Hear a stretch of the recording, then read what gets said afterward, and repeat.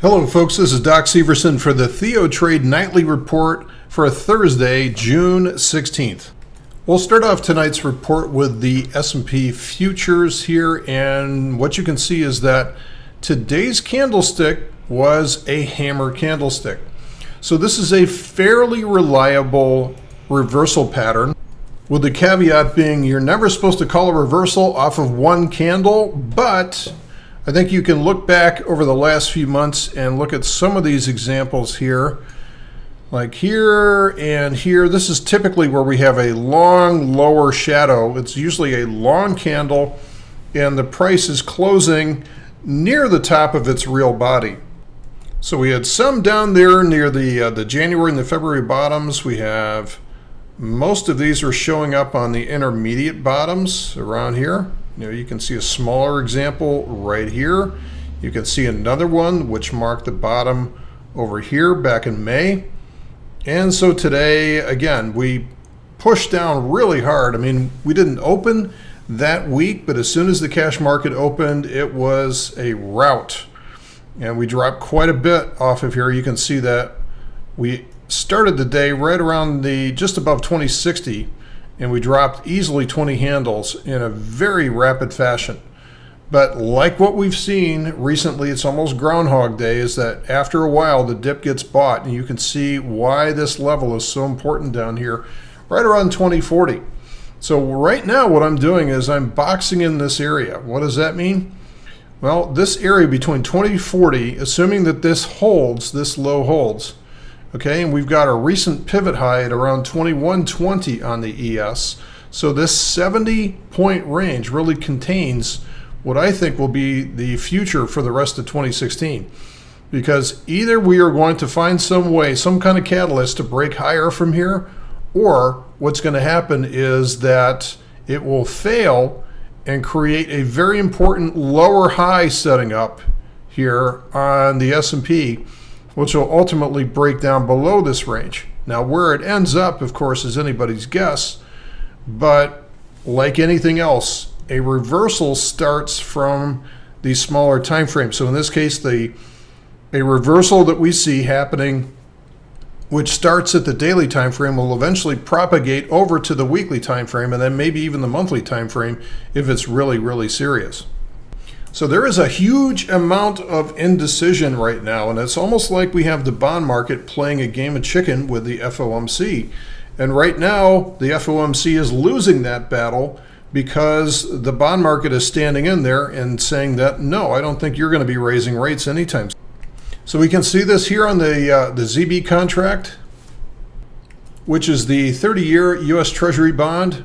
And boy, we can see some beautiful patterns within here. We can see just the basic, your horizontal consolidation, almost a longer term symmetrical triangle. And this one over here is certainly a beautiful example of a symmetrical triangle. Long-term consolidation pattern. Range contraction like this leads to range expansion. Range expansion eventually leads to range contraction again. And now we're seeing once more range expansion, literally to all-time highs on the 30-year U.S. Treasury bond. What does this mean? Well, it means interest rates are going lower again. And this is in spite of the Fed basically going through all of their Fed speak a few weeks ago and saying, we're going to definitely raise rates a few times this year. And then that terrible jobs report comes out, and it shows the Fed has really no clue as to what's going on. So you can view this as sort of the interest rate. So right now this is showing on a monthly chart over the last 20 years, we are closing in on the lowest interest rates that we've ever seen. So it's about 1.5% here on the 10-year Treasury index. And because of this, we're seeing contracts like gold attract a lot of attention. Again, you can see here the same old patterns that we talk about, where we have range expansion or a trend leading to range contraction, right? And then even within this, range expansion leads to range contraction. So right now we've seen a big range expansion off of the bottom of this range, but today's candle is, again, almost an inverse to what we saw on the S&P 500, where the price initially rallied really strongly, well above that 1300 level here, but got sold into in a big way. So what we've got here is all of these markets right now in massive confusion, and the Fed's really at the center of this. Did we get a whole lot of certainty coming out of yesterday's Fed release and Q&A session? Well, the market's saying no, because that news got sold today, although it only got sold enough to buy the dip once again. So back to the S&P. If you're confused about what to do right now, you are not alone.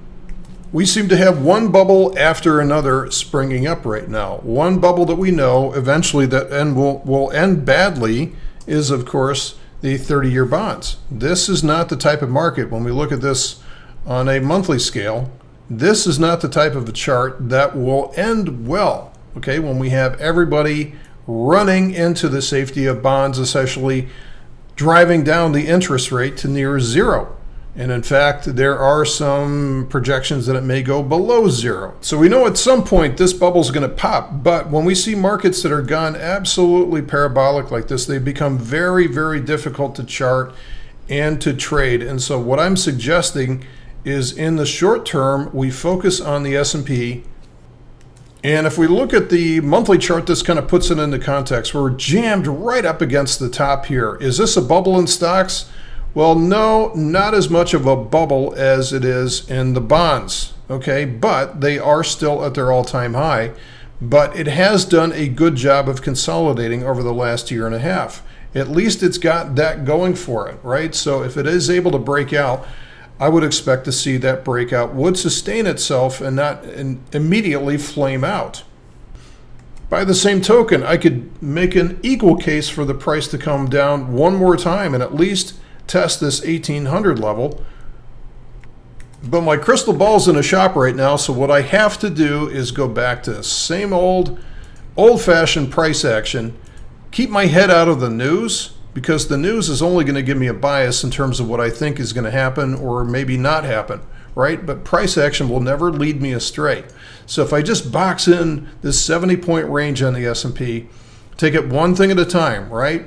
Understand that the bonds are going into a bubble, all right? So what can I focus on? Well, I can focus on the S&P, and I can see what happens with this 70-point range, and this is really going to key what happens, I think, for the back half of 2016, whether or not we break out to the upside or whether this prints a lower high and starts the destructive process of retesting 1800 again. So folks, that is it for today's report. Thanks for listening, and we'll catch you on the weekend edition. Take care.